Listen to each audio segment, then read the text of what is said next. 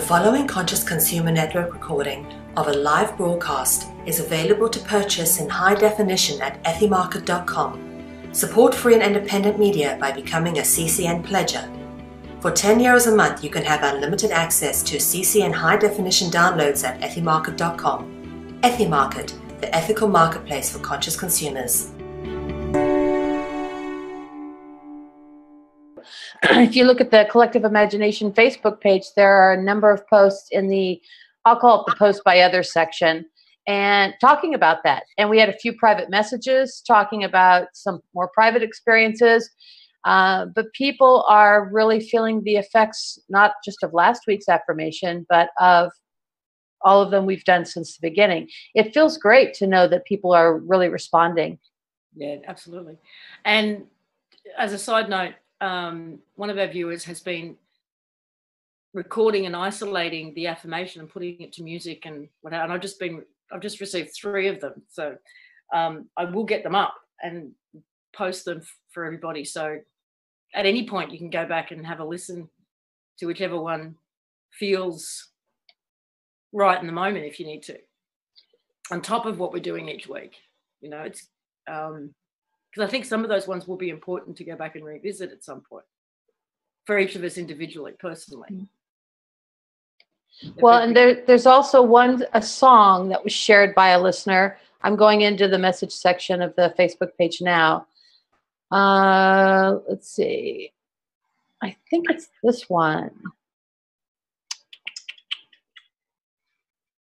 I can hear myself making those weird noises through my headphones, and I'm not even aware I'm doing that stuff, but I know I do that all the time, make little cooing and weird noises. But here's one. I did ask for permission, didn't get a response, so I won't use the person's last name. Her first name is Susan, and she said, immediately after the CI show last week, I had quite the experience that I feel is a direct result of the meditations.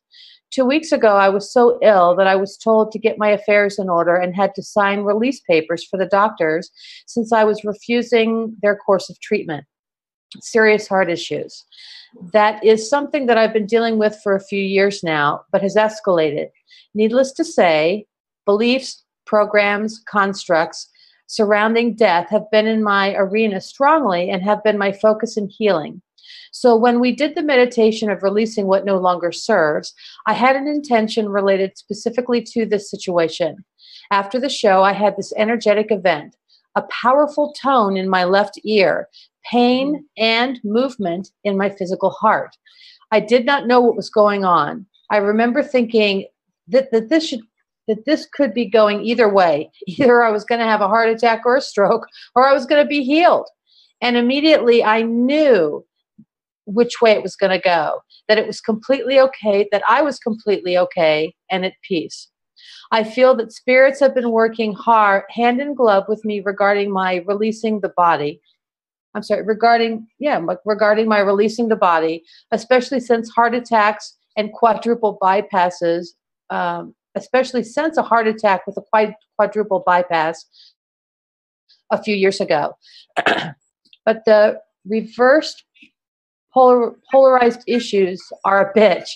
Honestly, the main issue I have with dying has to do with the hurting or the inconvenience of my loved ones. I also have the guilt or the fear that in having peace with death, I am not having reverence for life. I feel these are 2 things that I released that no longer served me. I do feel that it's time to delve into our subconscious beliefs about death. Thank you all for all that you do. I am thrilled that CI is back. It is so powerful. And that was moving for me. Same. So people in the chat room, come on now. Tell it all. What happened between last week and this week? Susan, thank you for sharing that. That's so powerful. I know. Oh, wow. And we will be taking callers again today. Just give us a chance to catch up. And Barbara's got some of her synchronicities that occurred throughout the week to share, and then we'll open the lines up. and we'd love to hear from you. Yeah, before I share, the experiences I had with respect to things that don't serve and the experiences that I had throughout the week, I would love to hear from the audience first, because I'm just filler. I'm just a pretty face that just sits here and, if there's a lull in the conversation, I'm going to jump in. But I want to hear from you, because we're here for you. So come on, you. Share with us. Please never refer to yourself as filler ever again. Yes, but I'm happy filler. I'm happy to be filler. Okay, Biggie, then if you wouldn't mind, you're welcome to put the call-in details on the screen. And we're happy and open for calls. I'm trying to find the words, because it was quite profound when I woke up this morning, how the shift I felt. And I've just been sort of in my own head for the last couple of hours, feeling into it as well, and trying to figure out how to express the shift that took place. And I'm not there. I'm still not there. Unfortunately, it happened, the morning of the show to try and do this. But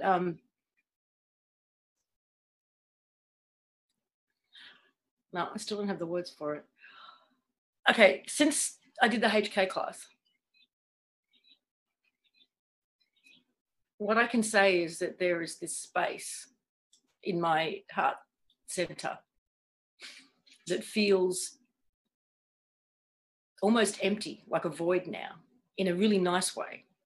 It's this clear, very clear space.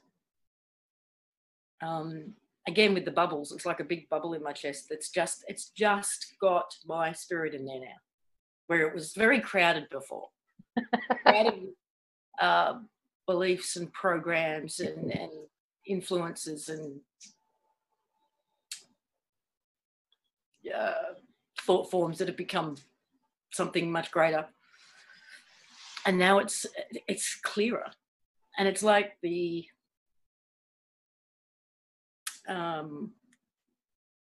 connection is clearer. It's like spirit's always sitting there now, listening and ready to play. And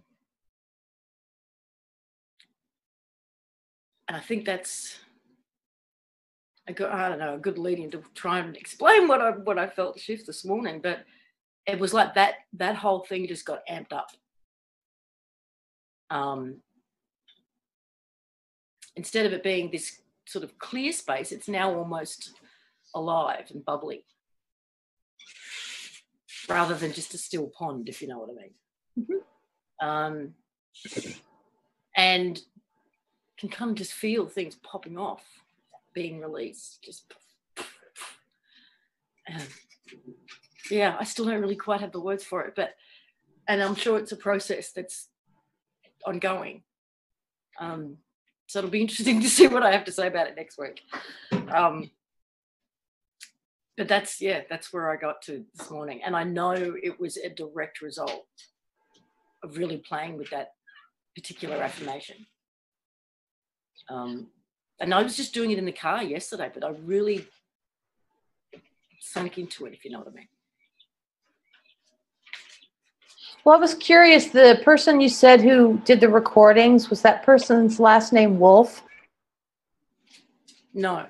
Okay. Well, the person that shared a song, the song is called, if I'm getting this right, the song is called Intro.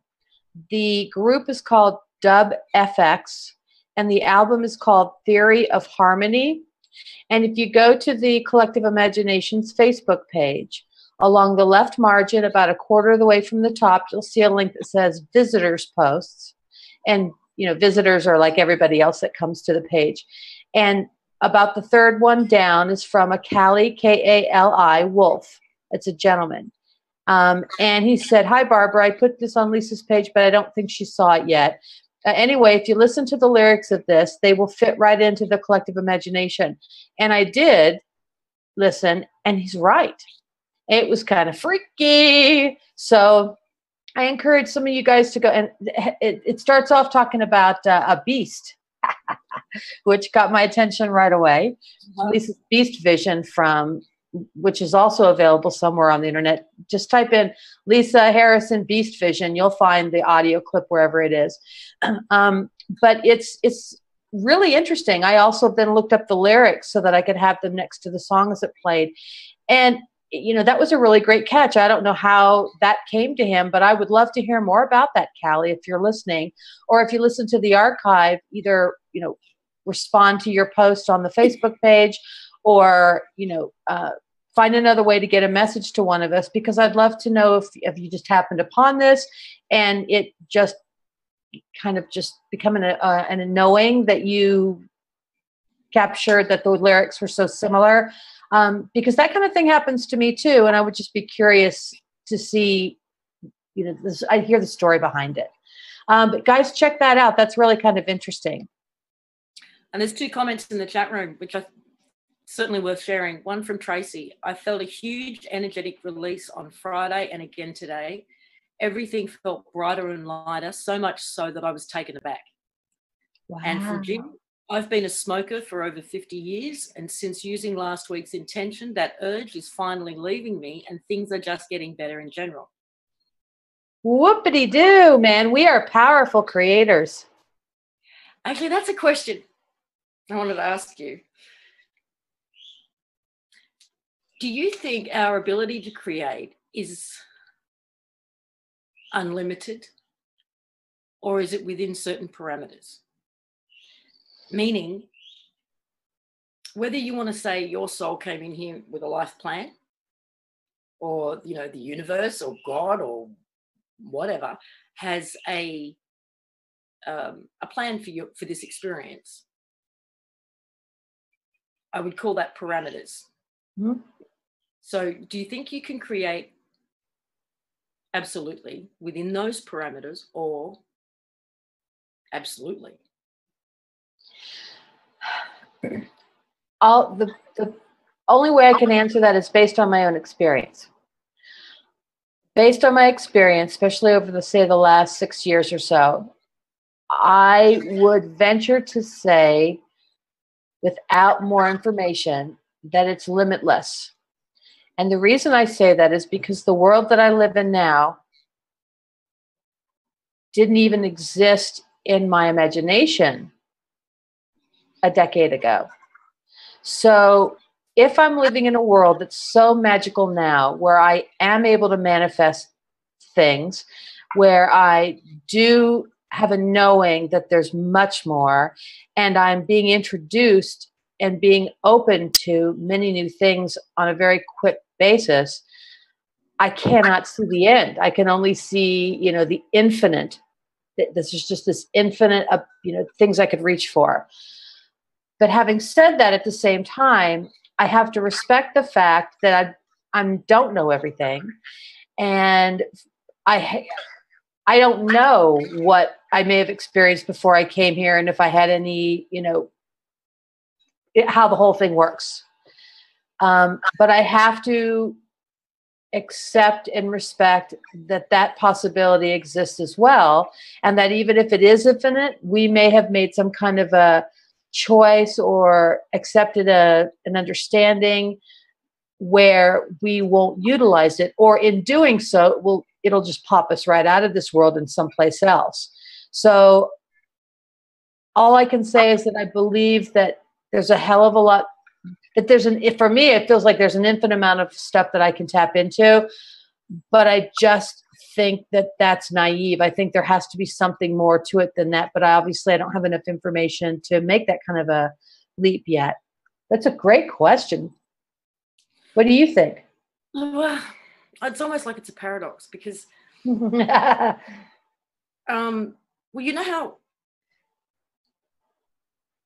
you might be at a crossroads and you're confronted with 2 very clear directions that you can go in. One seems to be super easy to manifest, and one doesn't. No matter how much energy you put into that one, it just doesn't want to go. Whereas you give this one the slightest bit of attention, and oh my God, it's all over the place.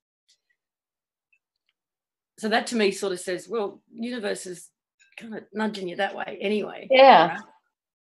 Right? I've been there.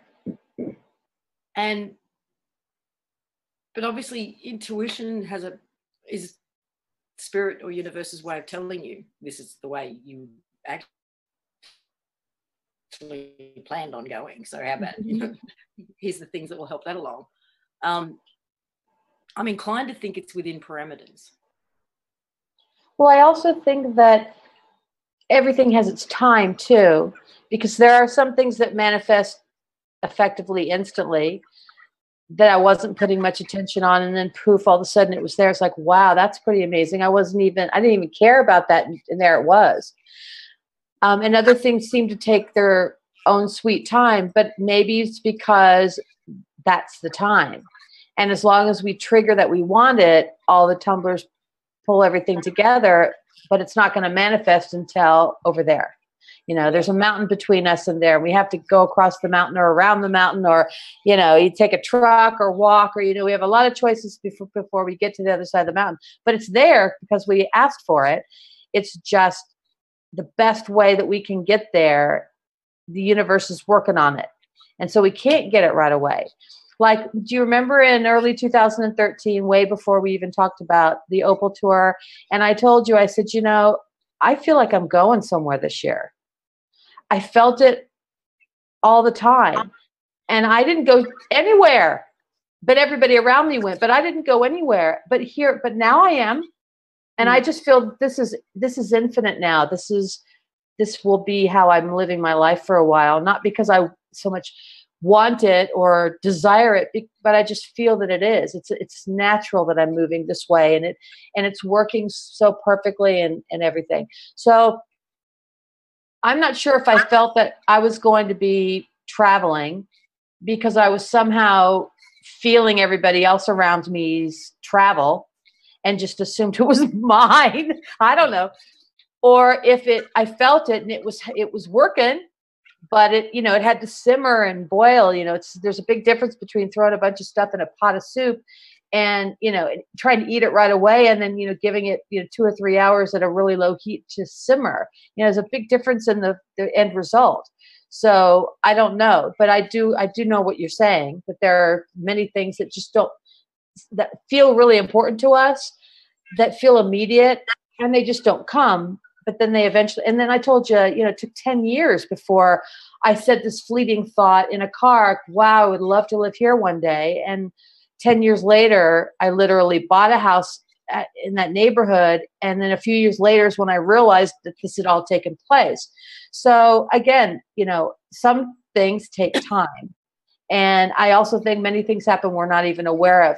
We're not in tune with every thing that we've asked for as it's showing itself to us. I've always noticed that people have the law of attraction gurus. It's like you just think it and then you throw it out there and you release it and you never give it another thought. That's how to create. And the other ones are you write a list, you look at it every day, 3 or 4 times a day, you focus on it, and that's how you manifest. I mean, they're two completely opposing ideas, but I know from my own experience they both work. Yes, I was going to say, but both of them work. And so do other processes. So I don't even know if it matters anymore, the process. I think just listening to your intuition and allowing that to actually let you know where, I actually think what it's doing is letting us know what's coming. It's not, here's an idea, pursue that. It's this is what's coming down the track. It's get ready for it. So it does almost feel predestined that we've written this path for ourselves, and that the ideas that come, the desires that come, the intuition that comes, all of that is just simply glimpses down the pipeline of what's coming and what to give you, what to acknowledge. I don't know. I mean, I don't want it to sound like our scripts are completely written and that we have no saying it, but because we do, the bigger part of us. But it is a paradox. It's a paradox because you're exactly right. Because who wants to say that it's a complete script and that it's all been predestined and that we just think that we have free will, to having true free will, but yet we have many moments where we can tell that something doesn't fit into that box either. So it's a paradox. I totally get it, because I do feel like I have complete free will, but I also, how can I have free will if I can't get rid of certain things that I don't want at the moment, unless there's just a bigger, I don't want to say me, but the oneness of us that has the Akashic available, or whatever somebody wants to refer to the Akashic as. It's like the library that everyone has access to. Unless it's kind of protecting us because we're naive, silly little people who at that moment say, I don't want that. But if we don't get that one thing we don't want, then that was one of the main steps to getting across the mountain.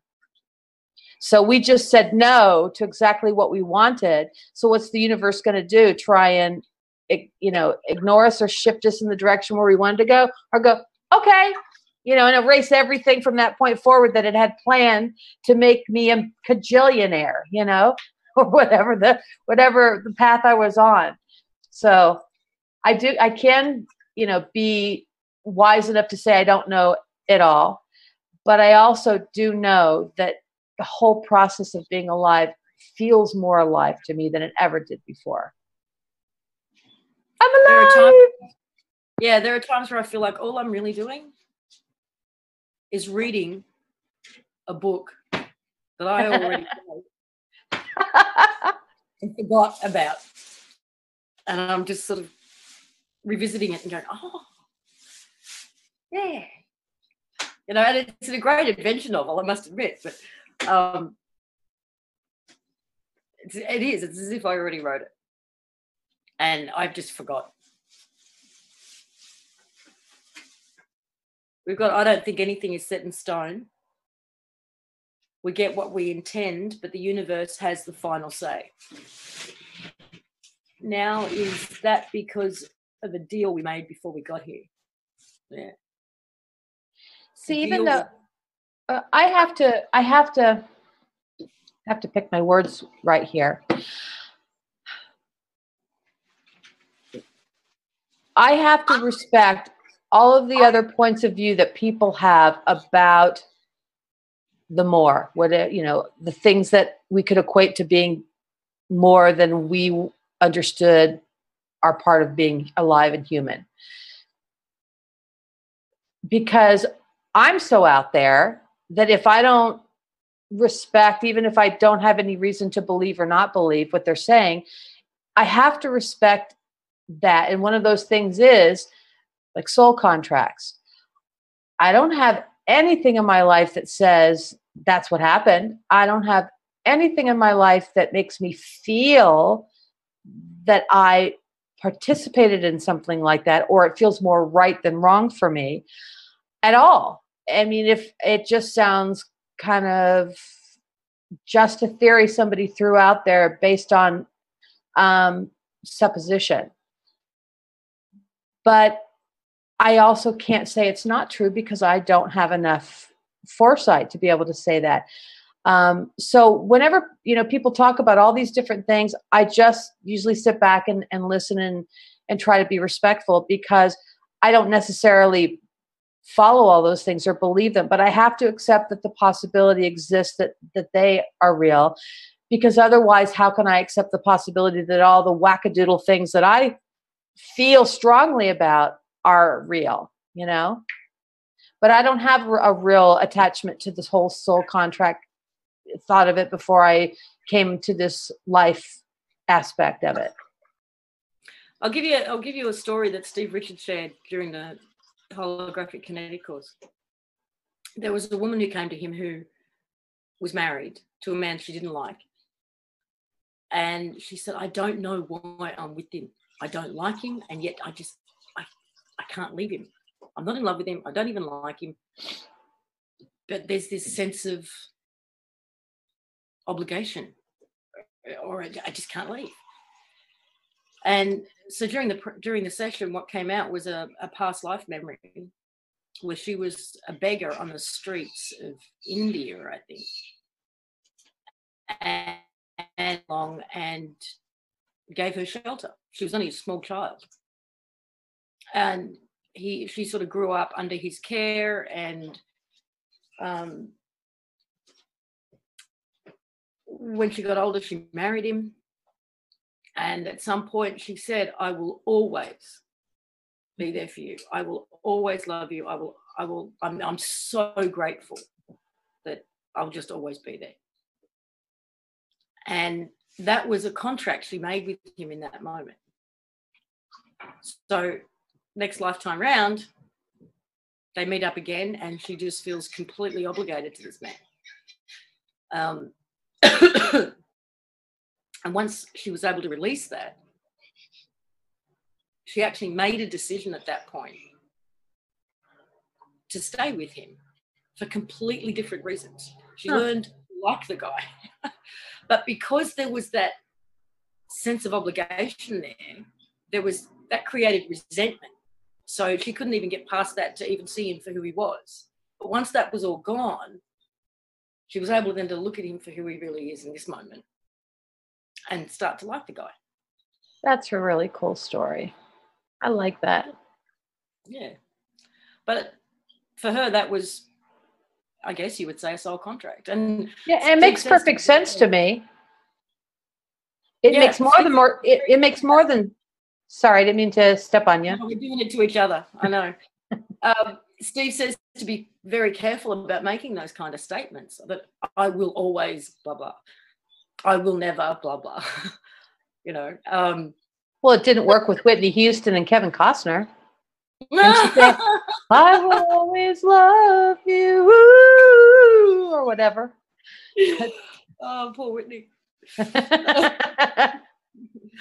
So is anybody going to call in? We would love to hear from you. I'd love to hear your story. Yeah, and if not, I mean, I got a shitload of stuff to talk. I can talk about. It's just, I feel like I'm just flapping my lips, man.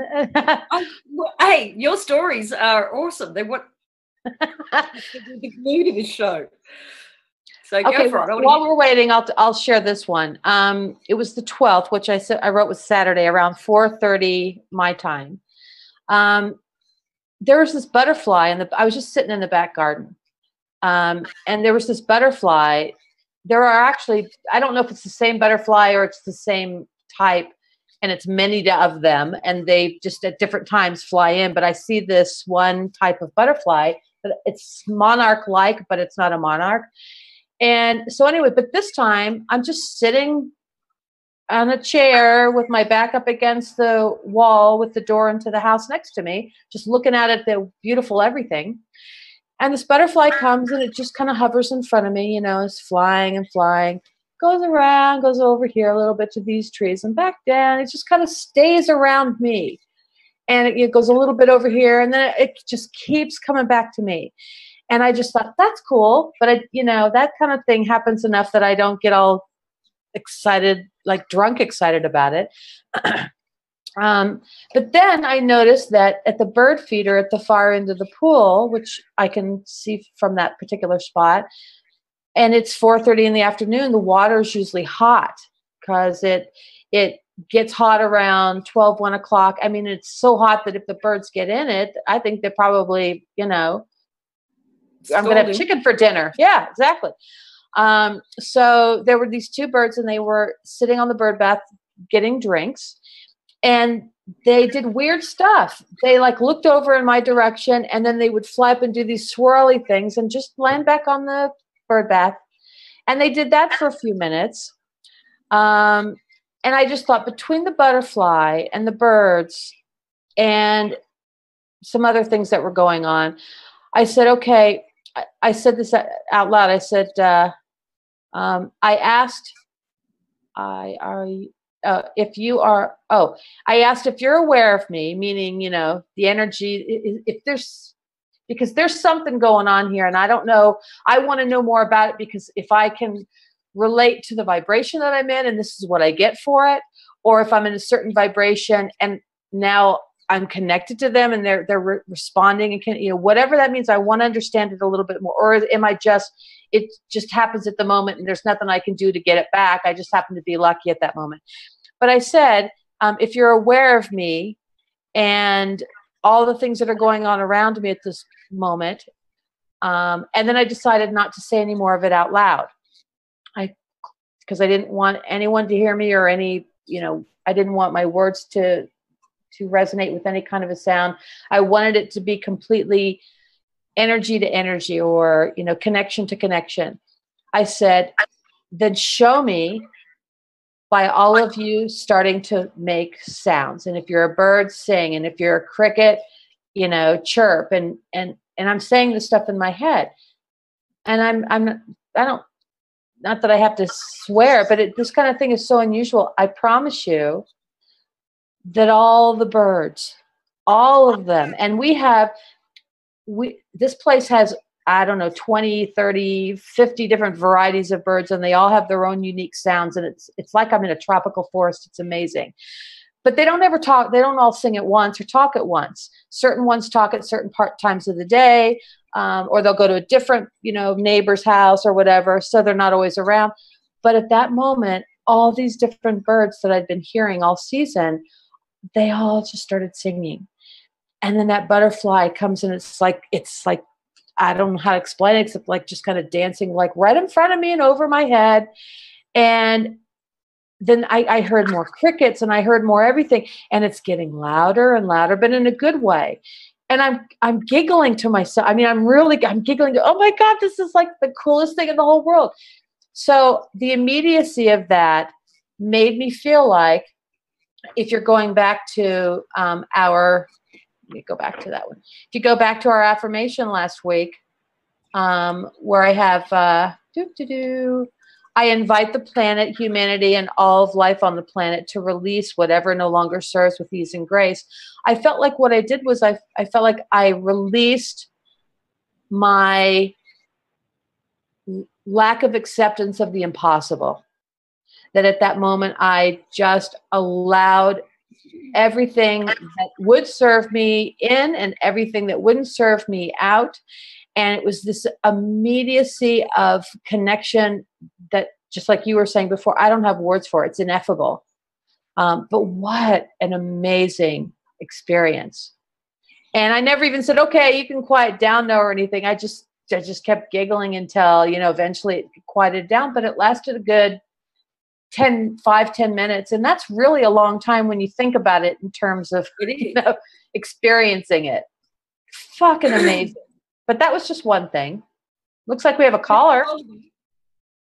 We do have a caller. Hello. Hello. How are you? Good. Hey, this is Callie. Oh, hey, Kelly. Nice to talk with you, Barbara. Nice to talk with you again, Lisa. It's been a while. It has been a while. It's such a pleasure to be able to have people call in and hear their voices again. So since Barbara kind of extended the invitation just to ask about that song, I figured I would just call in. I don't have a whole lot to say today, but no, that's great. Thank you. Yeah. Yeah, music comes to me a lot. Like, it actually comes to me a lot faster than I can usually process it. And so that was one of those things that somebody on my Facebook page they just posted the name of the group. And I just, got it, and I had it on my iPod, and I was listening to it. And it was actually I'd had it a while before I'd even kind of listened to it enough to make out the words. And then once I did, I was like, wow, this is exactly kind of on the same things that you guys are talking about. And even though I've heard Lisa's Beast Vision a few times, Now, I didn't even make that connection that you made, but that makes, I can definitely see that now too. There was something at the end of the song too. I forget. He repeats it a few times. I don't know if I wrote it down. Yeah, what was it like? View the earth from a distance, I think. Yeah, view the earth from a distance, and then it was what he says right after that. No, I can't think of it now. But yeah, I'm glad to listen to this song. Well, I thought about giving it to Biggie, but I'd already given him 3 clips. I said, I'm not. This man deserves to have a life. Maybe we can play it next week. But I know that I put a link to the lyrics in the thing. So let me see if I can actually click on it, because it was something about what they repeated that got me. La la la. Taking my computer up a while. I know the part for me, I think that really kind of clicked, and I think I wrote this on the page too, where it talks about basically we can manifest what we need, but what we have to do is focus. And it was right when they said focus, I was like, oh yeah, that's it. Okay, here's the comments.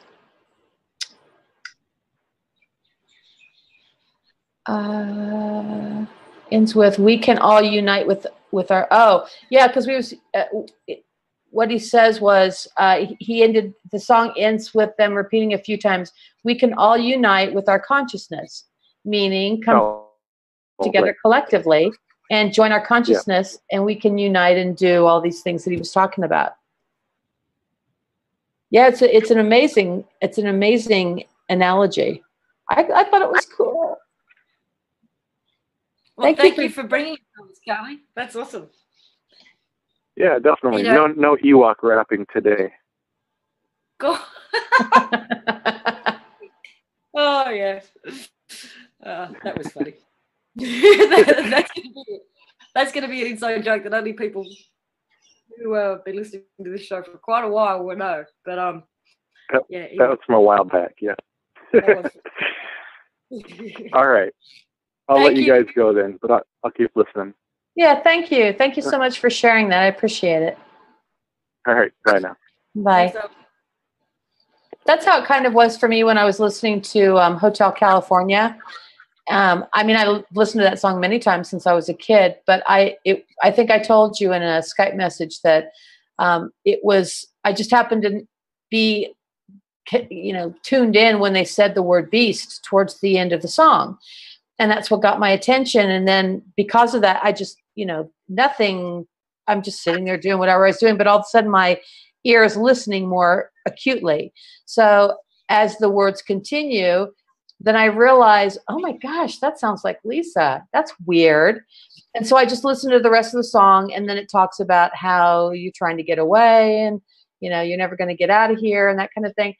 And I'm thinking, God, that's really weird how that little piece kind of fits. And so I thought, well, let me just listen to the rest of it. Just like him, you listen to a song, or you see something and you've seen it 1,000 times, and just on one particular occasion, for a reason that you're not aware of, you're more aware. And that awareness all of a sudden plugs you into something and you get all these insights. Oh, I thought I heard somebody. Me too. Hello, who have we got? Aware of, you're more aware. And that awareness all of a sudden. Okay, can you mute your voice? That's it, yeah.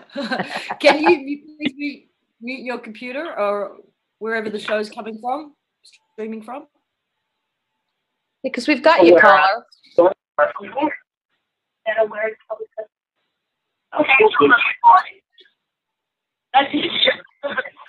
I don't think this person's aware that they're on with us live. Because we've got you.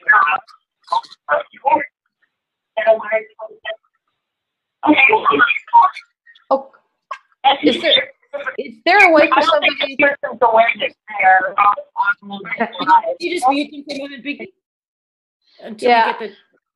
Is there a way for them to do the equivalent of like put up their hands so that we know that they know that they're with us? So Thank to the you. caller, No. we can hear you. If you could please mute the show from wherever that's coming from, then we'll be able to talk to you. And while we're waiting for that to resolve, I can tell you that I'll just go through a couple of those clips. So Biggie, just be on the ready. Again, the affirmation last week was to release whatever no longer serves with ease and grace. And it was an invitation to do so. And I was listening to, it looks like I was listening to it on like the day after the show. And it was only 19 minutes into this. It was an Abraham Hicks video and I just wrote, you create your own reality, what serves you, because that's what she says. And that's what we do on the show. We're talk about creating your own reality. We're working together to join our consciousness collectively to effectuate, a more organic, rich, powerful energy field to do so in. But at 1923 into this video clip, and I'll list these clips after the show on the Collective Imaginations Facebook page.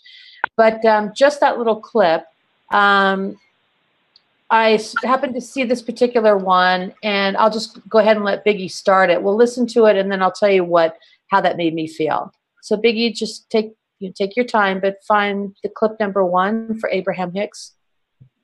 Knowing for sure that you do create your own reality because you do emit a signal, and because law of attraction responds to the signal, and that things that then match that signal are then realized by you.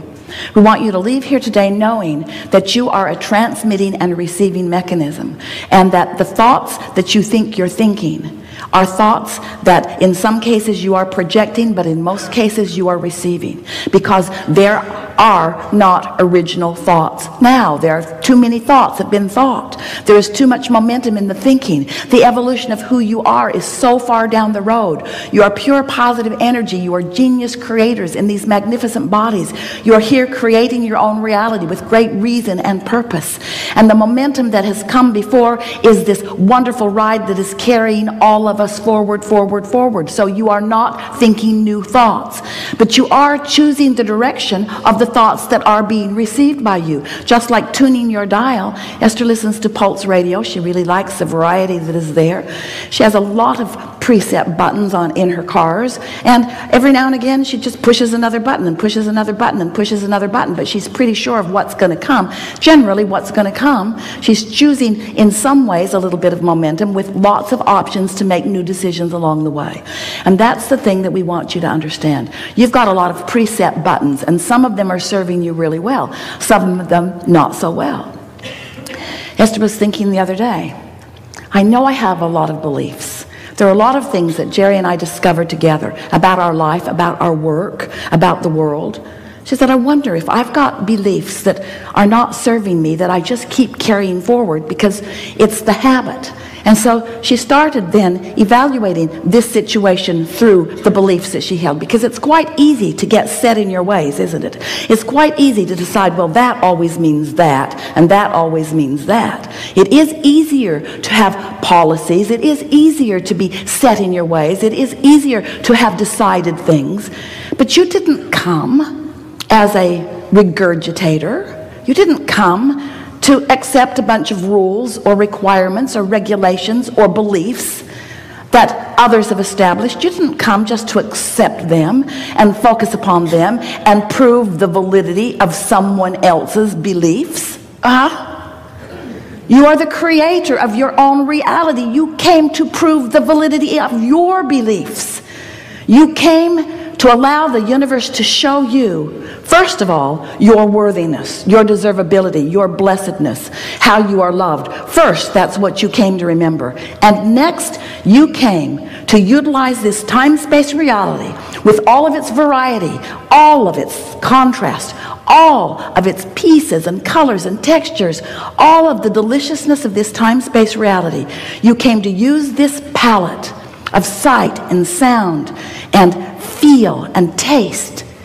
You came You came to experience your version of all of this as a creator, not as an observer, as a creator, not as a regurgitator. Okay, there you go. So do you see what I mean? We do create our own reality. And she mentioned the phrase, what serves you. So when I heard that, my first reaction was, this is in relation to what we were talking about. I'm releasing more of what doesn't serve me, and I'm inviting in more that does serve me, including things in my everyday life like that clip. So I hope that clip meant as much to you as it did to me. Lisa, back to you. And we now have the pleasure of Susan, whose story was shared earlier, calling in. So welcome, Susan. And thank you so much again for sharing your story with us on the I'm glad to do that. I'm so thankful for the show and all the good work that it's doing. I did have another story that I think really shows how what you manifest doesn't necessarily show up like you think it would. Mm-hmm. Can you hear me? Absolutely, yeah. Okay. And I wrote this one in. It's about a gravel pit that's down the road from my house. For years,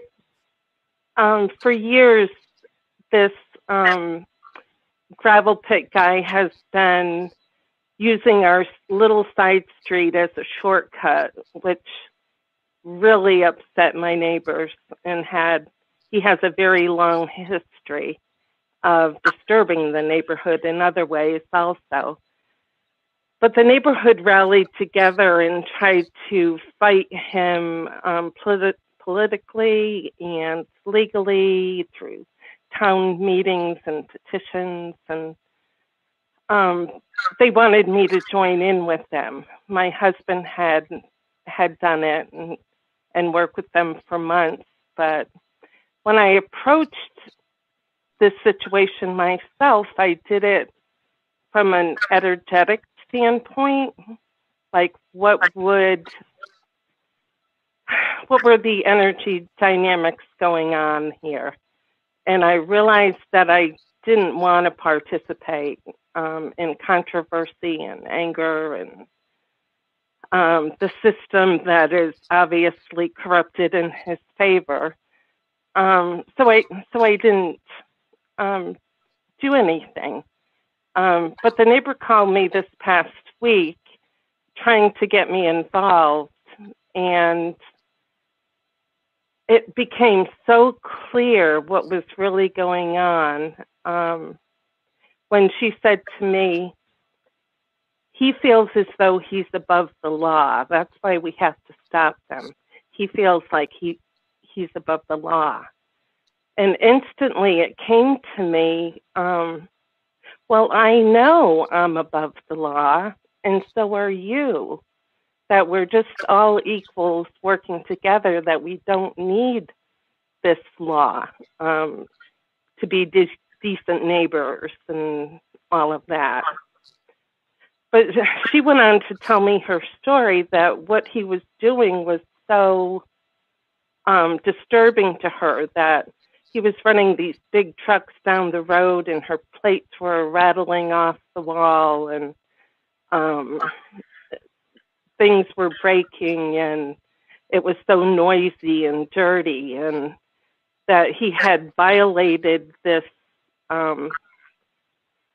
his restrictions 86 times in 1 week, that he had these huge trucks going up and down the street 86 times.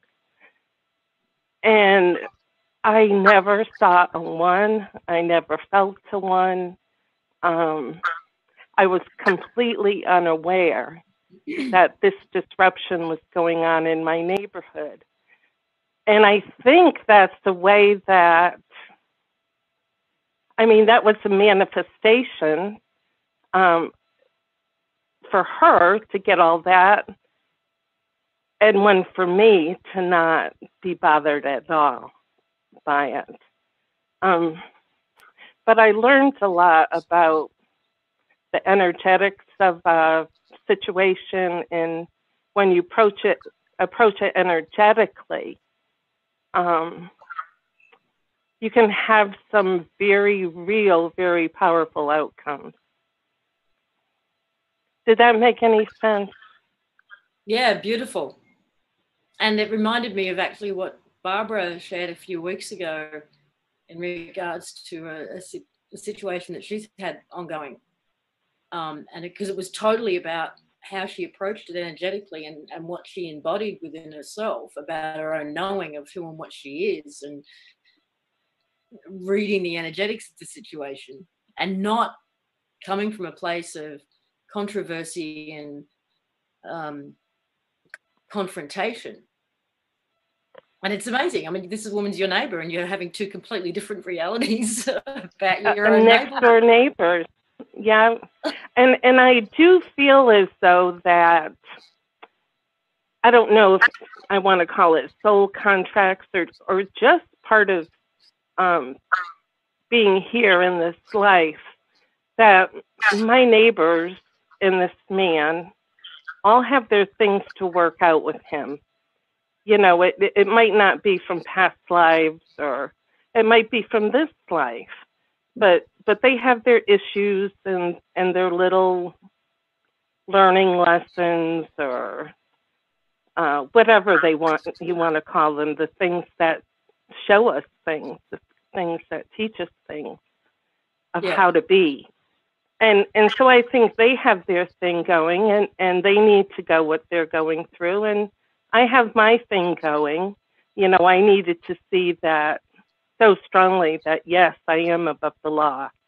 And that this guy obviously feels as though he's above the law, but he's using that feeling in a way that he doesn't love as equal human beings.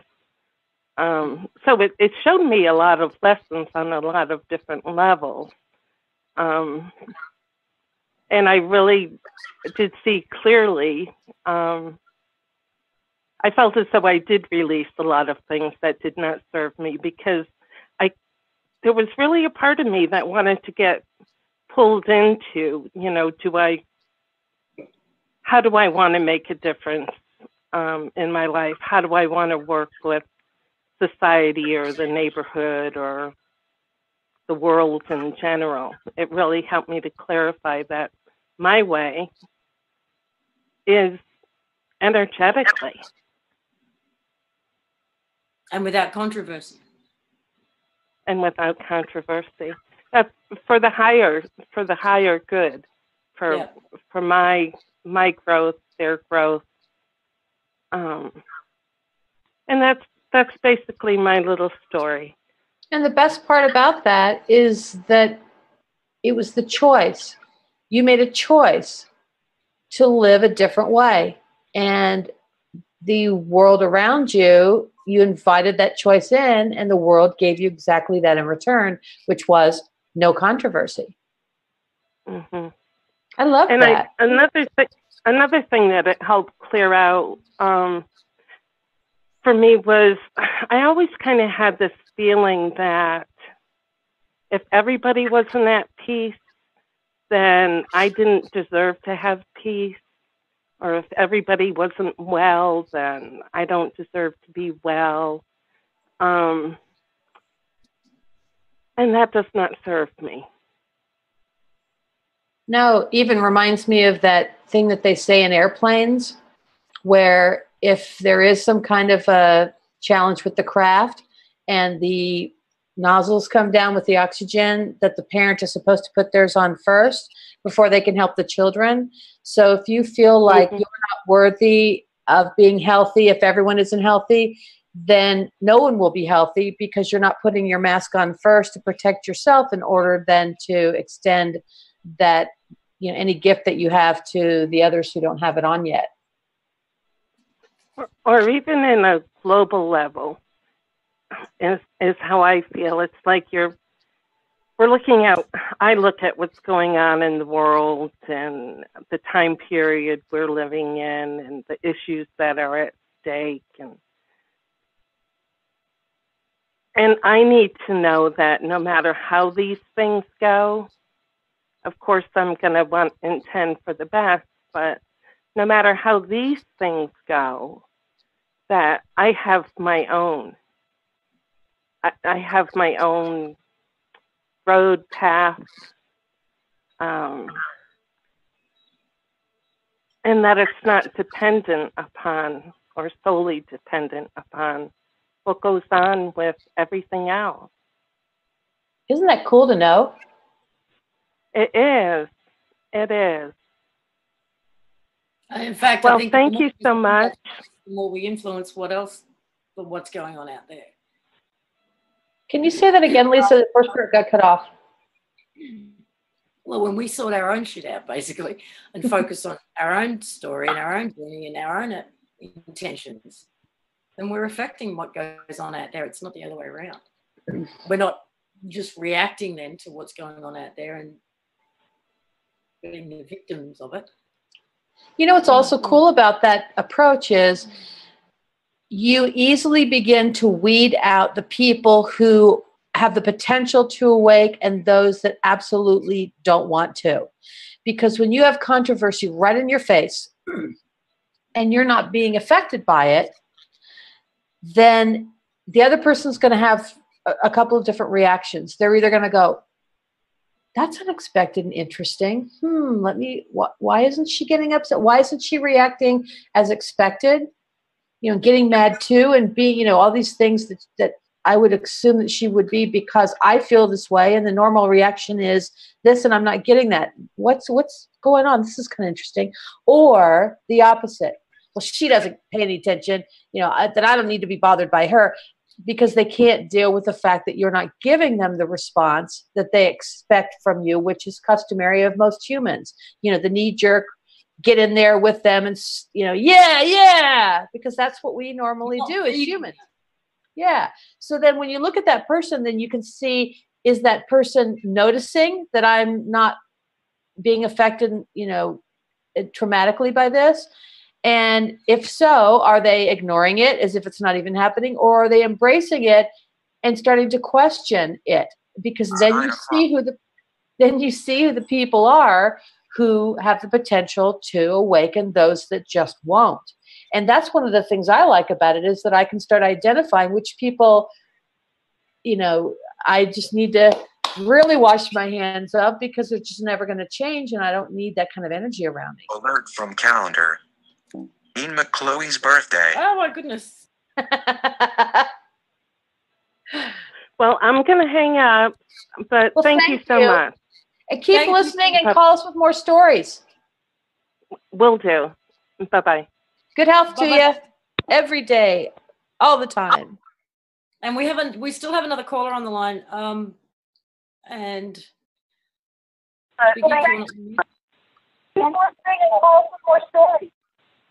Hello. It's the same person. Bye-bye. Good health to you every day, all the time. And we still have another caller on. Your line is open and we can hear our show coming through. So if you've called in, we'll talk to you. Hello, I'm here first. Sorry. Good afternoon. Yeah, can you say hello so we know that you're with us? Your line is I would just mute her because they may want to still listen. Ooh, I thought I heard a hello right there at the end. Oh, well. Well, if you want to, I can play the next clip. Yes, please. Okay, Biggie, I'll just give you a quick lead in. The second clip is it's just under 4 minutes. It's from a Project Camelot interview with a guy named Ralph Ring. The interview was from August of 2006. And what I liked about this was, I can't remember exactly who this guy is. He has something to do, you know, everybody that Carrie Cassidy interviews is I've spoken around. Oh, have you? Yeah, we've interviewed him he's been on shows, and I think I've interviewed him separately. So what's his background credentials? Because I think that'll be helpful in having people, you know, give him a little credibility when they hear this. Well, Yeah, my memory too. But he worked with technology. I think it was Tesla technology. Yeah, that was part of the earlier part of the interview. And claims to have been in spacecraft that was built. Mm-hmm. He built here. Yeah. And I can't remember whether it was like, there was time travel involved, I think. Yeah. Yeah. Well, that's probably enough. This guy isn't just some, it's not like they, took their little fingers and picked me up off the street and put me Miss No Name, and I'm starting to give you, valuable information on the status of NASA and time travel or some obscurity like that.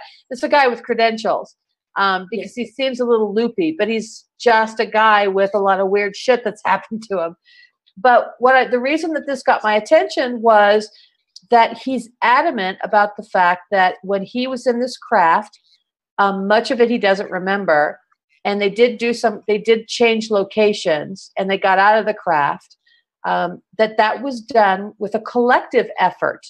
And he said that the gentleman who was running it insisted that they all be aware of that, because they were like, wow, that was so cool. Look at that. I think it looks like a gem based on what they were showing in the video, but he was just calling it something else. I don't have what did he call it? He called it a ball. He said that by focusing on an aquamarine ball, it wasn't any color before, but when they all started focusing on it, it turned aquamarine. That focus on putting energy collectively into this ball, then the ball was the energy that made the craft move, but it didn't really move. It just literally, they were in the same place. 1 second, they were all focused on the ball. The next second, the guy says, get out.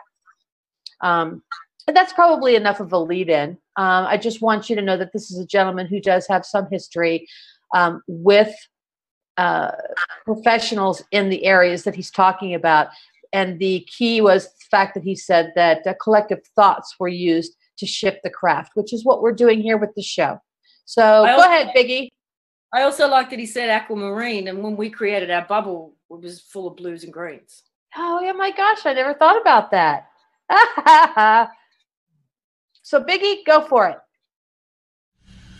There's something about choosing the blue spectrum in order to, with your mind. Aquamarine. Aquamarine. The car, we were in touch. I don't know if we had walkie-talkie. I don't know, but I remember we were in touch. And he said, okay, we're going to Aquamarine. That's over there. And hang on, boys, let's go.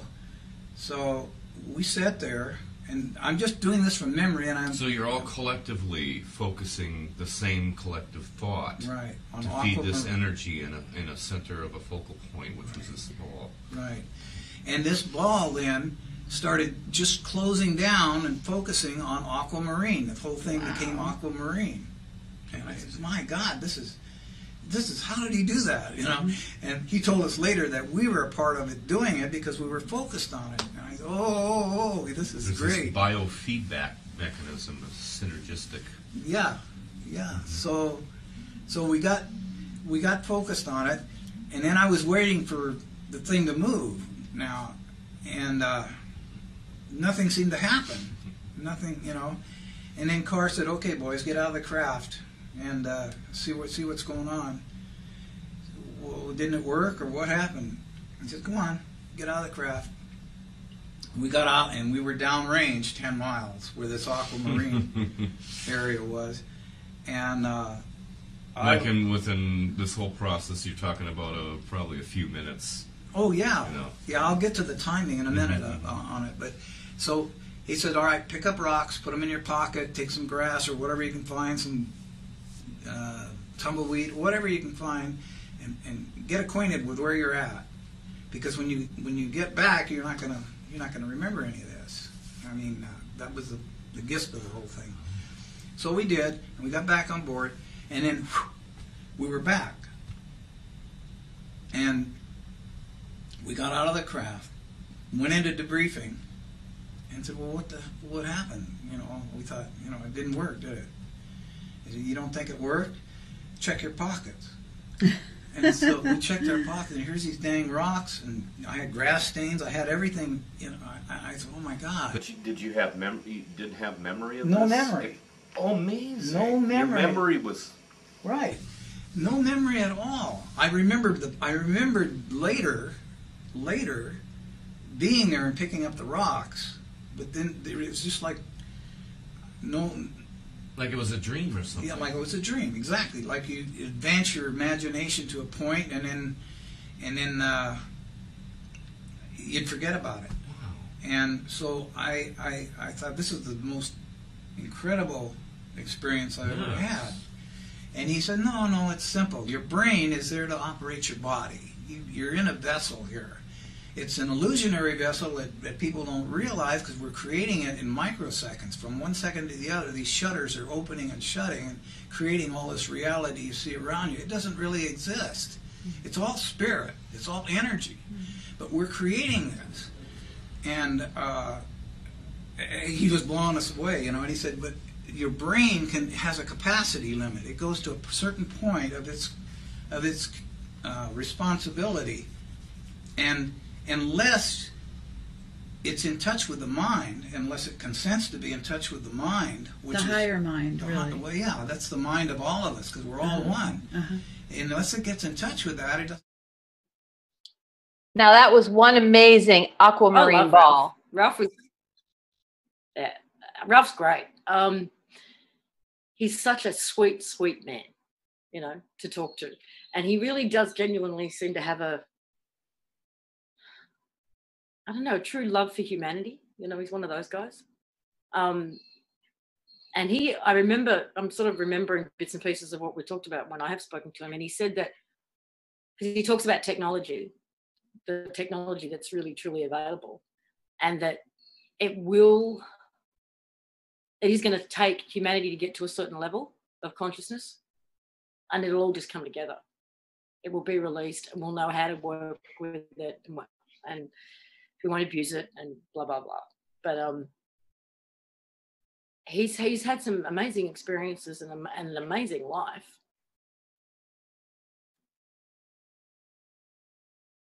Did I freeze or something? No, I'm intently listening. Oh, okay. You were, because you hadn't moved, I thought.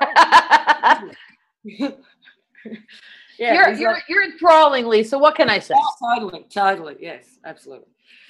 But go ahead. Your comments on the clip. Well, that was it. Just that it was.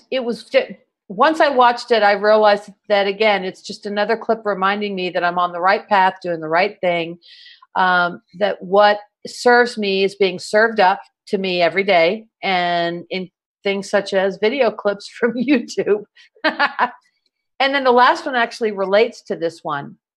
The last one was from an audio, probably a blog talk type of show, where one of the individuals being interviewed, her name was Trish McGregor. And although I'd not heard of her before, it looks like she and her husband have done many, many interviews on everything from UFOs to consciousness to synchronicities. They're big on connecting synchronicities to consciousness, which I thought was kind of interesting. And what different types of synchronicities they believe mean, and that how you still have synchronicities with people after they die, if anything more so, especially the first few days after. No, I don't believe that. But in this one, Trish McGregor is talking about what she's calling the collective soup, where all ideas reside, which is kind of what we were just talking about with the Akashic, so to speak, because I kind of relate as collective soup to the equivalent of the Akashic. But I also think that when we pool all of our energy together during our meditations, that we're creating a pseudo collective soup as well. It just has its own intent, probably inside the bubble, that, just boop, releases out a little bit here and there until it just bursts and just kind of, sprinkles all over everybody and everything. So that's the last clip. That one is only just, it's very short. It's 50 seconds. So Biggie, go for it, dude. Here's a weird thing as a fiction writer. I remember a number of years ago, I had this great idea for writing a novel that involved Amelia Earhart's last flight. Well, not exactly an original idea, but my idea about what actually happened to her was unique, I thought. And suddenly, 2 books come out 6 months apart that are about the very thing. Oh So I my think that God. there's like a soup, a collective soup that anybody can tap into, but you have to do it intuitively. You have to put out your own feelers. You have to be aware. You have to, you just have to be aware. It's like with inventions as well. See, what'd I tell you? Just what I delivered, just what I said I would. Okay, one of the things that happened during the week, hang on, what day is it? So Monday, because it's Wednesday morning for me.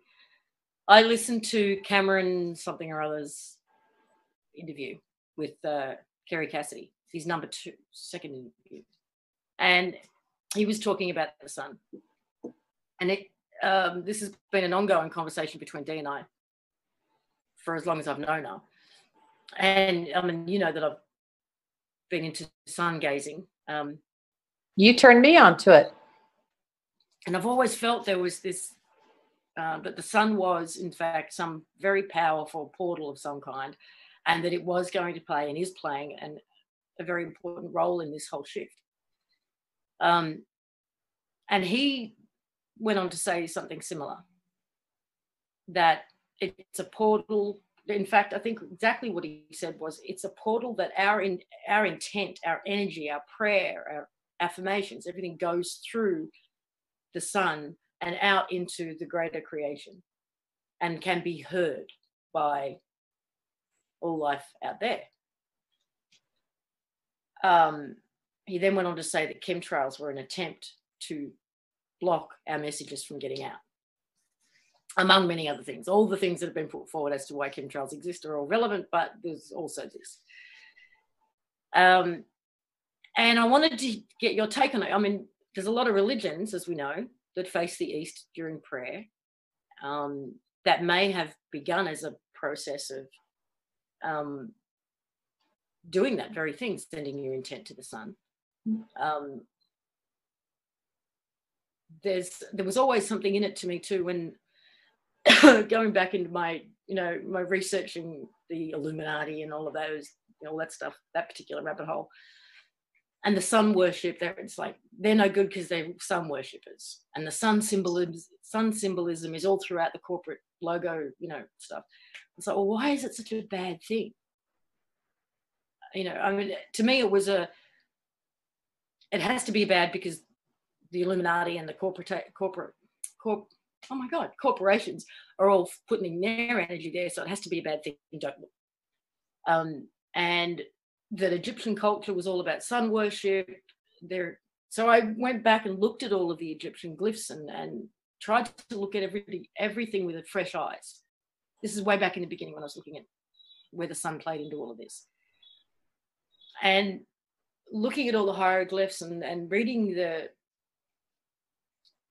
a lot of around the cosmology and all of that, I thought it doesn't look like worship.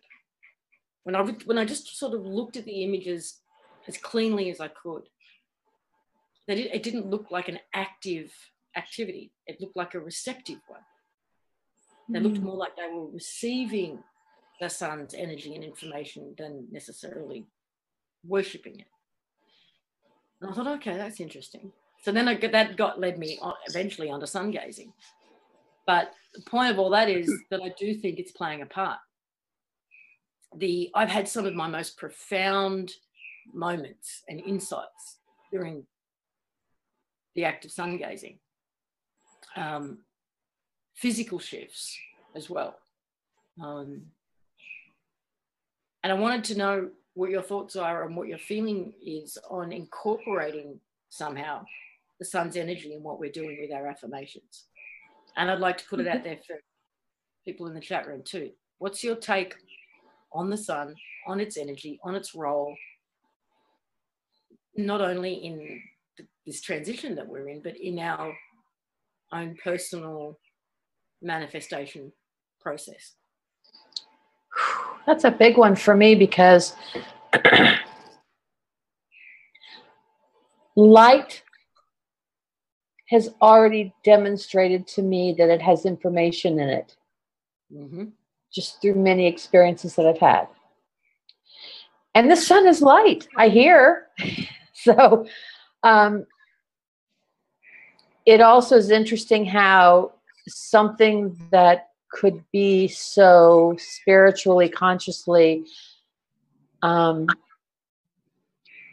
beneficial for us serves the dual purpose of being the thing that just happens to properly heat and cool and, you know, be involved with the environmental aspects of the earth that we live on.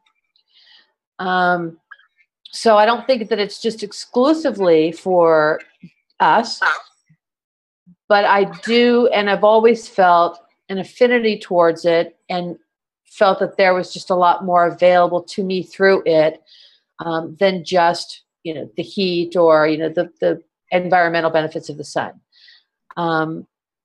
When I sun gaze, I do it in a more meditative state. I mean, I can just look at the sun and start that way, but it will take me quickly to a meditative state. And it's that in that meditative state that I feel like I get releases of information, or just all of a sudden, oh, you know, I'm aware of something, you know, a piece of information or knowledge or something. It just, poof, it's just there. But it's in a state that I would call meditative. Now, I can also tell you, I know a few shows ago I talked about how my ex-husband's mother and I have a good relationship, and how she heard me during a meditation when I was talking to her. And she considers meditations prayers. She's like, you can call it whatever you want, honey. It's a prayer. It's a prayer. You can dress it up and take it out to anywhere you want. It's still a prayer. So I'll take it. So to her, that process is praying. So if I'm facing the sun and it gently lulls me quickly into what I call a meditative state, but to her, it's a state where you can pray, the state where people pray. And she obviously is Muslim. My ex is Egyptian. They're all from Alexandria, and they're all Muslims. So they're all praying and facing east, facing the sun. So she's made the connection, and all the Muslims have made the connection, that during the process of meditation, which they're calling prayer, they're intentionally facing the sun. And I think that's done for a reason. I think there's energy that comes from it. There's information that comes from it. There's enlightenment that comes from it. That there's probably other elements to it that I can't like describe because I don't really know how to say it. Go ahead. Question.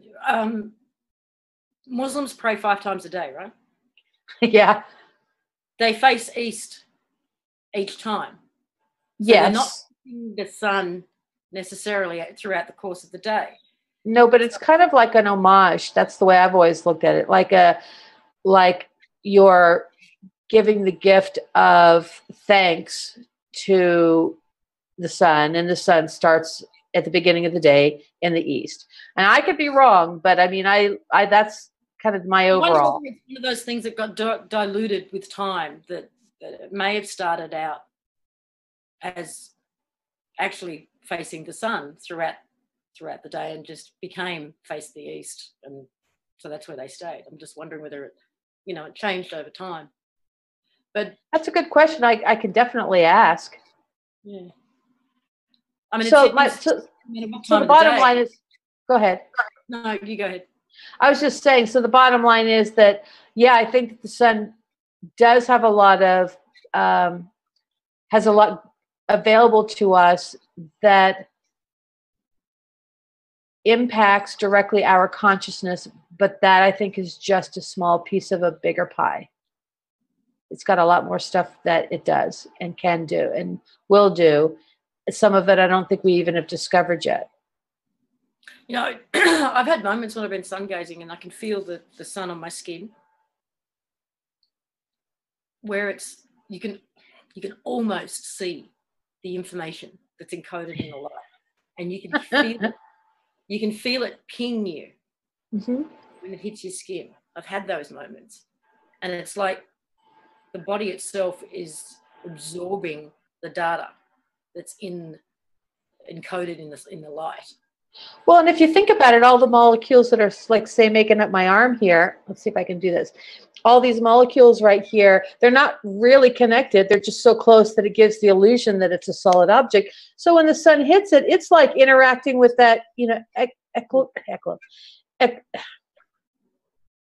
electromagnetic field that all of these atoms are connected to, that's vibrating and keeping them together. So it's all in there, you know, shaken up. I know exactly what you mean. And I can tell you that during sun gazing, I have met people in a deep state of consciousness, and you're one of them. And I've asked you many times, you know, were you there? And you're like, well, I could have been, but I don't, you know, it's like you don't really remember it. But I have distinct visions only during sun gazing, where I ultimately end up in, it's always the same place, just different people. It's like a giant balcony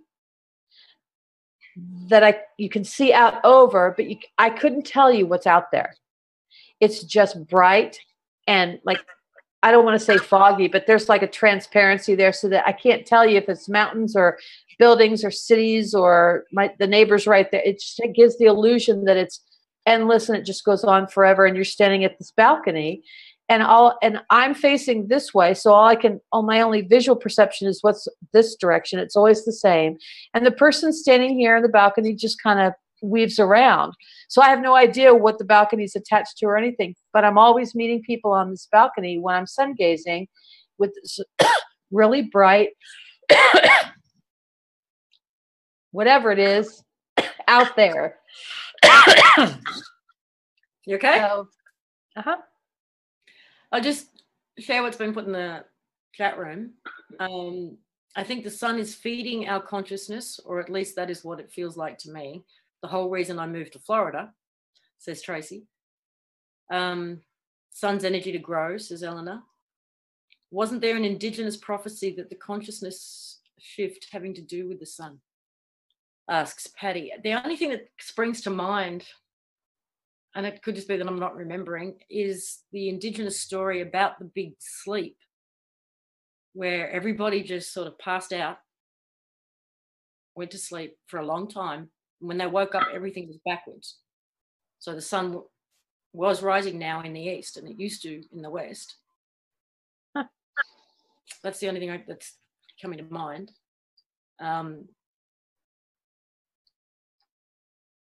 Okay, that's it so far. So doesn't it seem like it would be fun to play with that?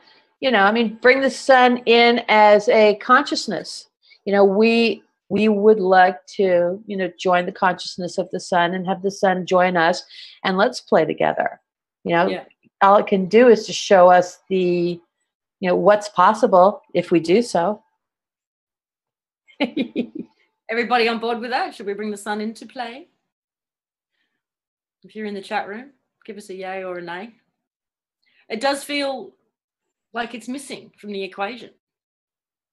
You know, we connect with the earth through these affirmations, and we connect with each other, and it does feel like it's missing. I'd like to bring it in, personally. Yep. Okay, we've got some yeps in the chat room. Awesome. All right, so let's play with the idea on how to do that.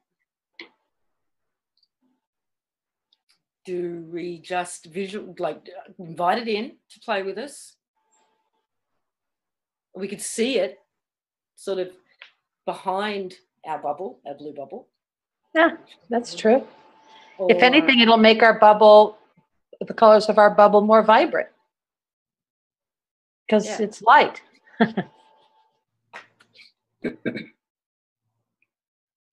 We have to have the Trinity.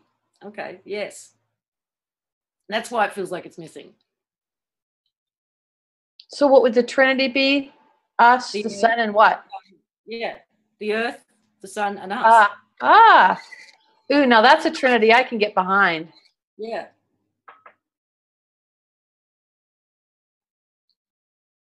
Okay. And then what about our affirmation for this week? We should have one. In your experience, has there been one that we've done that's been the most powerful so far? Not for me in my own experience. I'm kind of chameleon-like in that whatever we dish up, I can make something out of. I'm just wondering whether there's anything.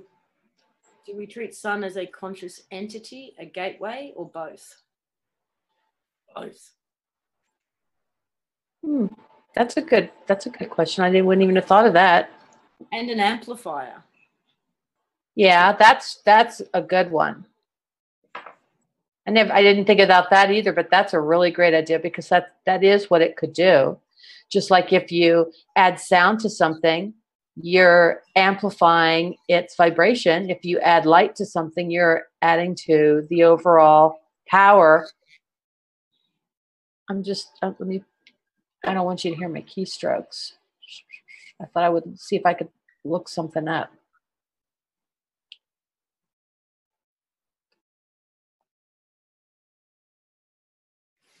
What do you mean, Patty? Consciousness. Sorry, I don't know what that was in reference to. Oh, okay. Yes, I do. No, I do.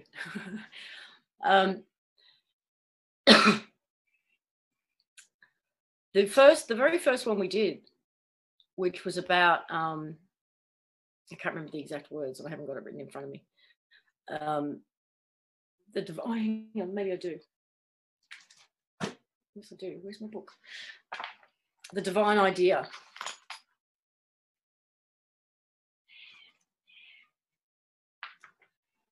Do any of these resonate? I found a page that has a bunch of affirmations for the sun. Oh. And they could be crap. I mean, I'm just going to read them. The universal power sustains me moment by moment. I radiate my inherent and true self with confidence. I am a vital and dynamic person. I am a center for the creative intelligence of life. I am a beautiful and totally miraculous person in all ways. Well, that's need not have to be said. Faith and hope are the cornerstones of my temperament. I am affectionate and graciously receive affection from all. I build a strong and healthy body day by day. I receive earth's abundance and generously give to all. I am demonstrative and loving with my children. That sounds like polar opposites. Yeah, hang on. Okay, Susan's coming to mind, and also at the moment, and something that I've been noticing is what's going on with everybody physically. There's a lot of uncomfortable shifting going on physically. So everyone seems to be bloody sick at some point with something really strange. There's all this talk of wave X and it activating our DNA and all that, and whether or not it's a good thing or a bad thing.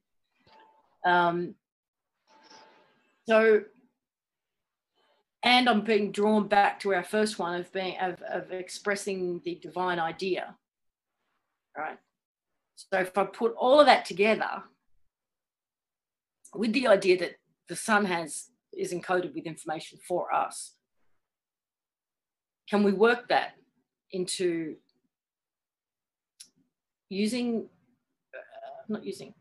inviting the sun to amplify our intent, but also at the same time being open to receiving the information that's encoded within the light from the sun, to express the divine idea of our physicality, specifically our body, our divine blueprint, whatever that looks like, which to me is perfect health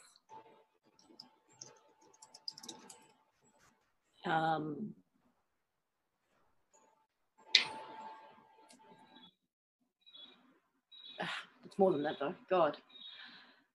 But there's something about supporting our bodies right now. And if we are going to, I don't know, wake up physically, if our DNA is going to wake up and activate, or whatever words we want to use for that, then let it be from us. Let it be an intentional, organic, internal process with the assistance of the planet and the sun. Not because some wave X is going to come and switch us on, or because some galactics are going to go and shove us in chambers, or whatever stories out there. I want to support people like Susan and everybody else that I know is going through something physical to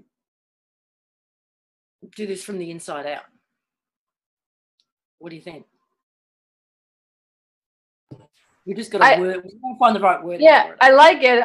I was like typing little notes as you were talking to try and capture the essence, and I'm not there yet, but I like the idea a lot. All I have is I invite the sun to express the divine idea of our physicality, the blueprint for perfect health, ... assistance of the planet and the sun. With the assistance of the planet and the sun. And I know that's not it, but we're on our way. We've got, okay, love the intention, Lace. Yes, the bodies need support. We want to connect to the organic energy flow between Earth, Sun, and humanity. Yeah. So how, now the trick is putting all of that into a short but sweet but powerful affirmation. Okay, well, let's work on that one.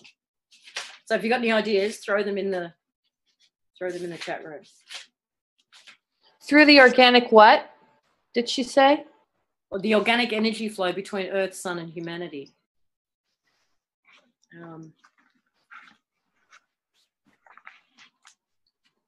What about this? Let me now express my divine physical blueprint. Okay, it could just be that simple, actually. So the process could be, we do what we normally do, which was connect with the earth, connect with each other, invite the sun in to amplify our intent, make the statement that we are open to receiving the energy encoded in the light of the sun. And then the affirmation itself could simply be, let me now express my divine physical blueprint with the support of the sun and the earth and the collective. I like that. I actually like that a lot.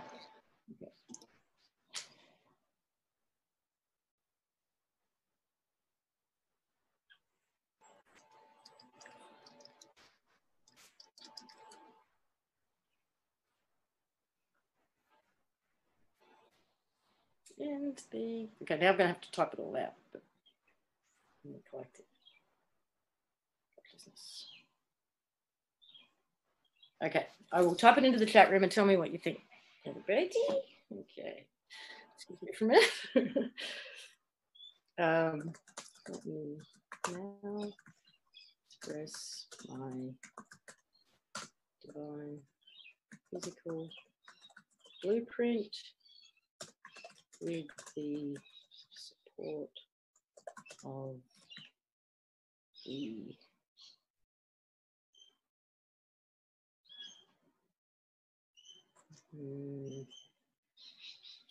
do we want to say Mother Earth and Father Sun, or do we just want to say Sun and Earth? Or is that because that feels like it's limiting it somehow? Okay. The Earth, Sun.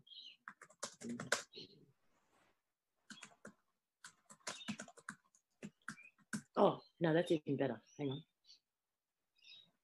The support of the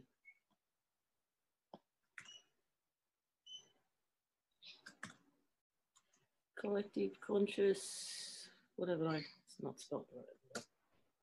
Collective consciousness, the earth, and humanity. How's that? Let me now express my divine physical blueprint with the support of the collective consciousness of the earth, sun, and that's supposed to say humanity, not humanity.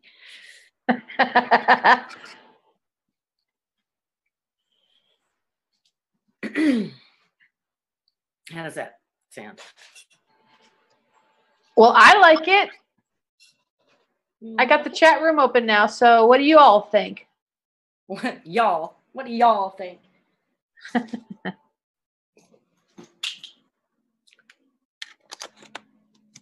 Let me now express my divine physical blueprint with the support of the collective consciousness of the earth, sun, and humanity.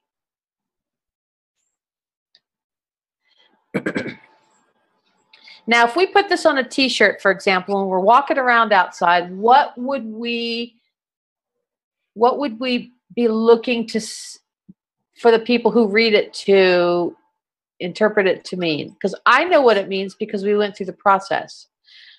But I'm reading this. Let me now express my divine physical blueprint with the support of the collective consciousness of the earth, sun, and humanity. Define for me what divine physical blueprint represents. Perfected self. I mean, I think that aging, sickness, disease, deformities, all of this shit is the result of manipulation in some cases and programs on others. That So what there's a layer. So to me there's this perfected blueprint of us. Okay, I'm going to briefly. Oh, we're down to 20 minutes, so I'll make this really brief. There's nothing wrong with what you've written here. I just thought if we could clarify that. Give you a visual for it, because this is what I saw once in a very vivid dream. Okay. In this dream, I was picked up by a UFO, and there was a being on it who was amazing to look at. Very tall, slender, quite alien looking, but amazing. And she said, "It's time." And we went into this room inside the spaceship, and there was a medical bed that was lit up and a huge screen. And what she showed me was what I would say was my perfected blueprint. It was like a screen of like a medical x-ray almost. And then very quickly, it was like we're looking at a transparency, and then very quickly another layer was put on top, and then another layer and another layer and another layer and another layer, and they represented all these different sort of beliefs. Wow. Right? So in the original blueprint, for example, I might have been 20 feet tall, and then in the next one I was 18, and then until it got to this size. And there were various versions of it and all the ways I could express myself. And then so she went through this process of showing me how to shed these transparencies, pull them off layer by layer.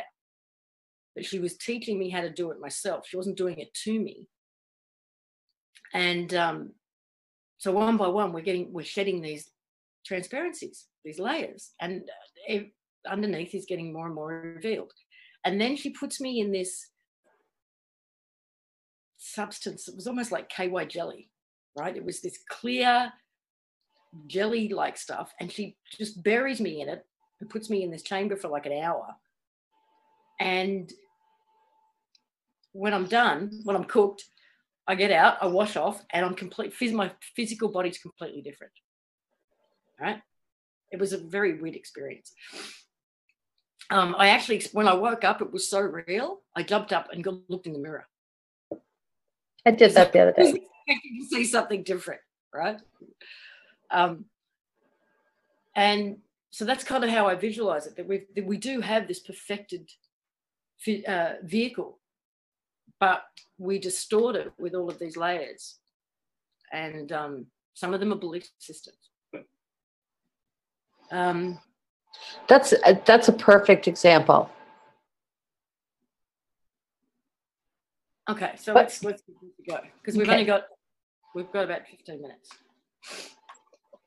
So this time I am going to share screen, so you can turn your camera off, and I'm going to bring up our.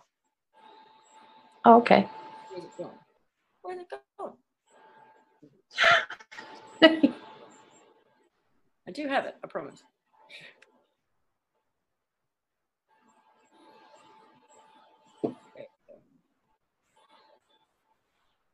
How's that? Excellent. Yeah, excellent. So you can turn your camera off this time. Okay. Nice deep breaths, everyone.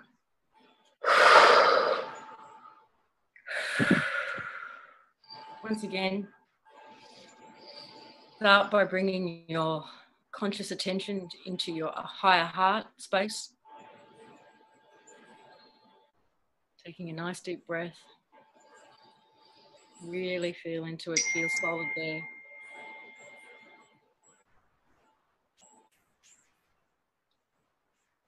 Now start to travel down your body, down into your legs, down into your feet. As you feel yourself extend beyond your feet, see roots coming out of your feet, down into the floor, into the earth, feeling the topsoil, down further, feeling into the clay, down further, feeling into the minerals, the layers of crystal, until you reach the core, the center of this planet, the heart of this planet.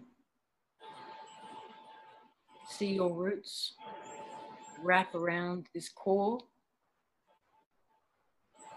For me, is a very large, very red crystal.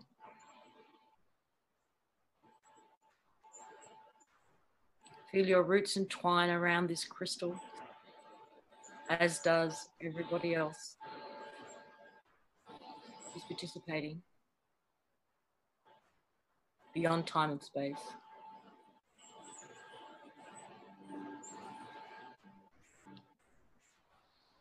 Allow yourself to express what you feel for this planet, your love, your gratitude, your appreciation.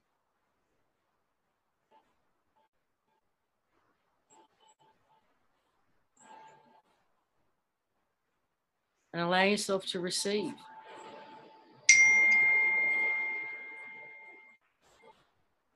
Feel the energy of this planet coming up through your roots, anchoring itself into your heart space. The maternal love that she has for you. The unconditional love.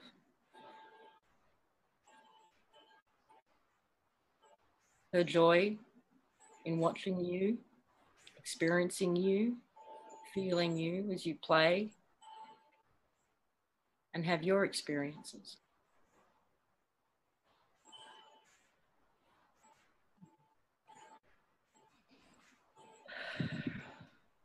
Bring your attention back into your heart space,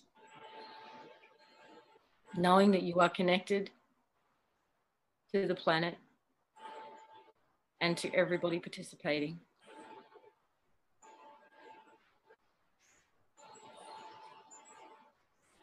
Now look up and out. See the amazing blue-green bubble that we've previously created that continues to hold all of the intentions we've previously placed in it, that are continuing to pulse out our intentions. And now send out an invitation to the sun.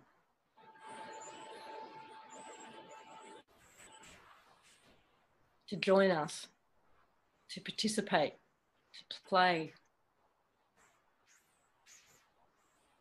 in this collective doing.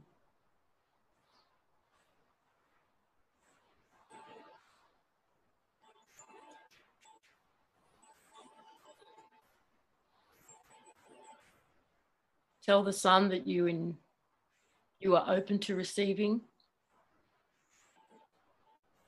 whatever information is relevant for you.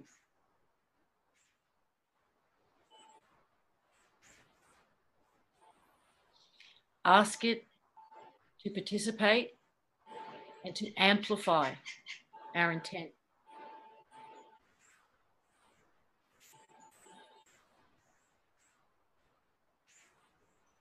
And within your heart space, create your little bubble where you will place your intent, which is, let me now express my divine physical blueprint with the support of the earth, the sun, and the collective consciousness.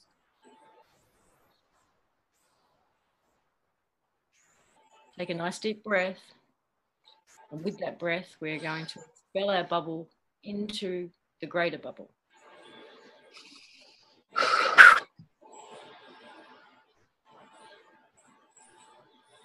Once again, if you can say it out loud, say it out loud.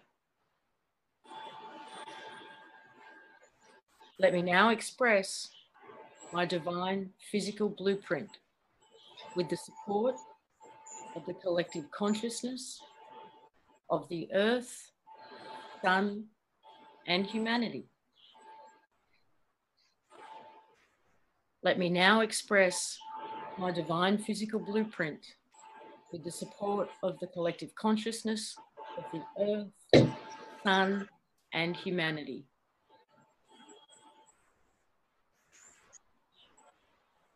Let me now express the physical my divine physical blueprint with the support of the collective consciousness of the earth, sun, and humanity.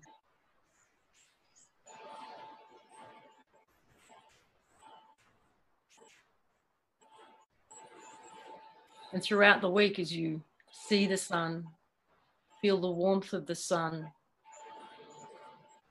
you will be reminded of your intent. And take a moment to give thanks.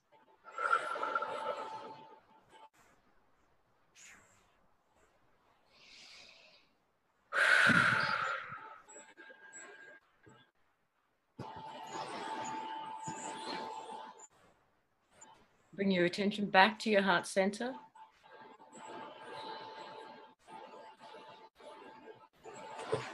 Acknowledge and give thanks to all involved. And come back when you're ready.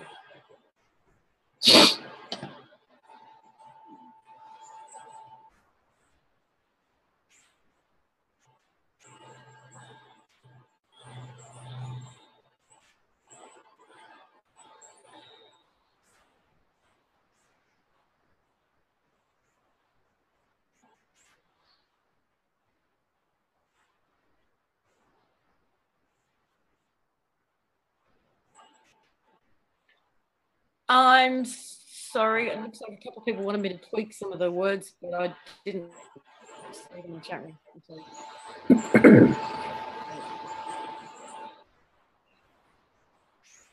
If anyone wants to write out and put in the chat room their version, you know, we can put them all up on the Facebook page and you can play with whichever one feels best.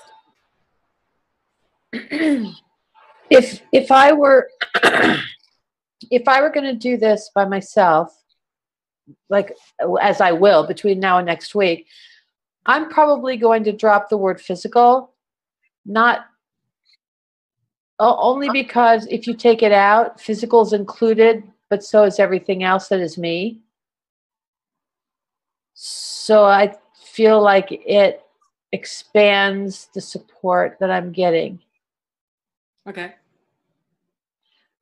Not that I didn't like this one. I like it just fine. I'm just saying that that's probably what I'll do is just drop that word because it makes me feel more open. And when we were doing that meditation, or whatever you want to call it, I really felt when we were connecting with the group that's with us, I felt that energy. The earth was just very calm and docile, kind of like a proud mom. You just there, like at your school play in the audience, listening there, helping you. And the sun felt like when we invited it, it felt like it was tickled by the fact that we invited it. So it was also a feeling, but it was a softer feeling. But when we pulled in the humanity and the collective of who was with us, I felt that. I felt the energy of all that. I felt, maybe it's just that I feel more connected to that part of the process, but it was like I got goosebumps. So everybody's energy was just really churning because I felt a reaction from that part of the process. I don't know if anybody else did.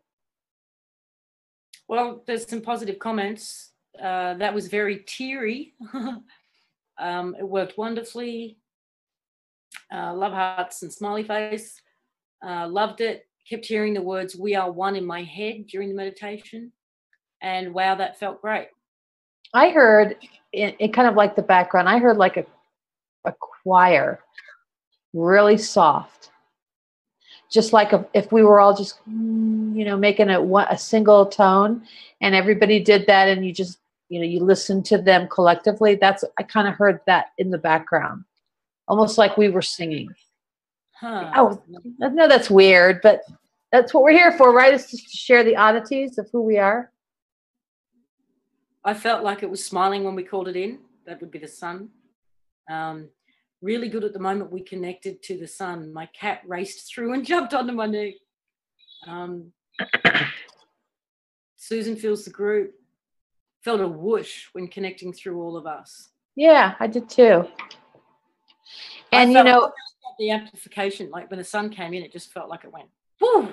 And did you notice that when you said the word amplify, some bird in your background at the moment you said the word amplify went, squawk, squawk, squawk? Ah, no, I didn't notice. And when you said the word receive, that, we're ready to receive, and I think that was probably around the part just before when we were, bringing anything in, my phone went ding because I got a message from somebody. So on the words receive and amplify, we got immediate feedback. I heard that stuff coming from you. I thought you were actually dinging a little gong or something because the timing was perfect. I know. That was my phone just letting me know there was a message. Oh, that's too funny. I know. Yeah. Awesome. Okay. Well, that was great. We've only got 2 minutes. It was great. Our goodbyes. I'm really enjoying these. I have to say they're really powerful. You too. And I honestly felt like I lost touch with my own process over the last few years, and kind of coming from that place, living in that place of being of just reacting, and not consciously creating anymore, which was something I was very big on. So this has been huge for me these last few weeks since we restarted this together. Like I'm taking my power back. So I want to thank you for being open to doing this with me again, and coming on board, because this is the combination of you and I and this process. I'm very grateful for it. I really am. Thank you. So thanks. That's sweet. Thanks for playing. See you next week. And thank you to everybody in the chat room for playing too. Invite your friends. Come back. I know there's more of you out there than I'm in the chat room.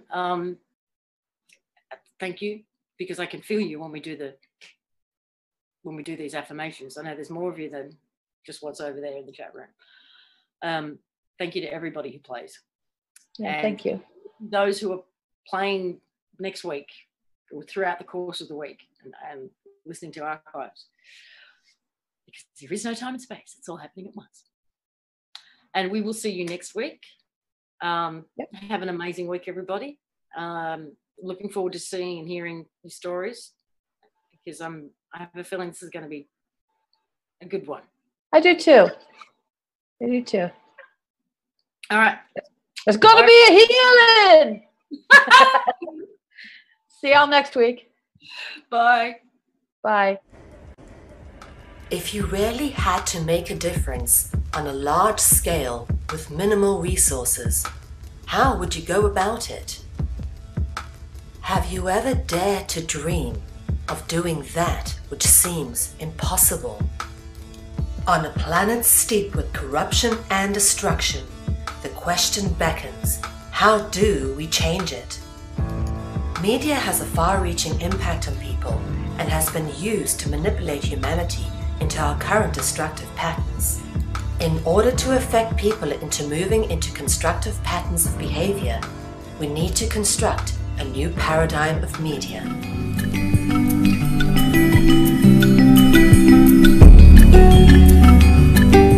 Conscious Consumer Network has been created with the explicit intention of giving the amazing truth-seeking, solutions-orientated, alternative media a place to fully realize their true potential with a cutting-edge, high-tech professional media platform.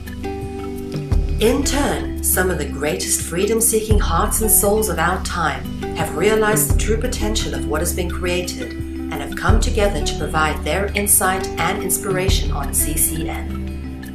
Conscious Consumer Network has become a unique, interactive information and educational network which provides a free-to-view, live-stream, ultra-high-definition channel to the world and features 25 live shows a week and growing with the addition of multiple language broadcasts.